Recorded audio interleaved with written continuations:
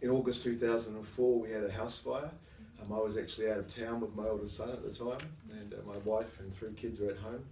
Saturday night they were watching Australia's Funniest Home Videos, and Jenna just put the kids to bed. We had an open fire and it spat a coal into one of the mattresses that they had on the lounge room floor. And the house went up, lost everything, and thankfully no lives were lost.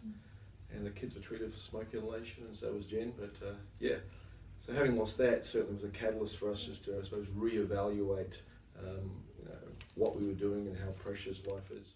The area that we're located in, we're based in a slum in Kampala, and so we're the only organisation that's providing the support services that we do in Kampala.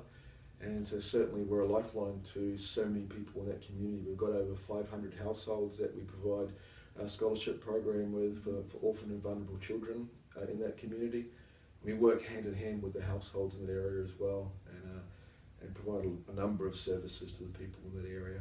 And then the area in northeastern Uganda, and so we're the only organisation up in that area as well doing the work that we're doing.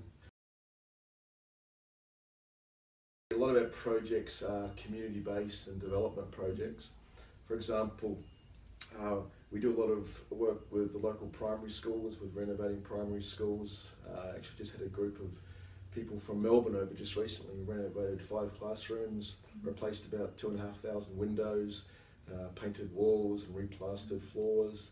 And we've also just built 2 new classrooms in a remote area in northern Uganda that's been war affected as well.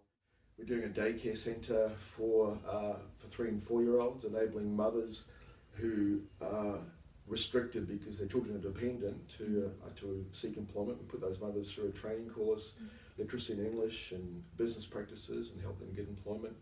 And then we look after those children right through into our scholarship program. There is no lack of need in Uganda. There's no shortage of people that are in absolute poverty and desperation.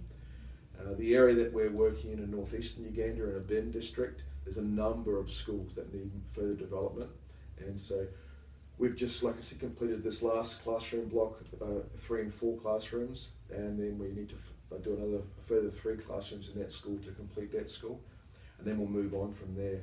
There's about 13 schools that basically are meeting in a mud shack or under a tree and have just got no infrastructure, and working with the local leaders, assessing where we can come in and help provide support services for them.